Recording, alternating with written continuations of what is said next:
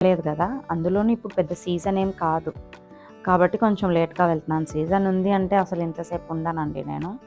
ఇంకా పాలు, అన్నం కలిపి జాగ్‌గా పెడదామని చెప్పేసి వాడికి అన్నం పెట్టేసి వానికి టాయిలెట్ చేపిచ్చి వెళ్ళానంటే మధ్యాహ్నం నేనొచ్చేంత వరకు ఇంకా ఎదారుండదు. అయినా జాకుకి గూడా బాగా అలవాటయిపోయిందండి. బాగా ఒక్కడుండటం.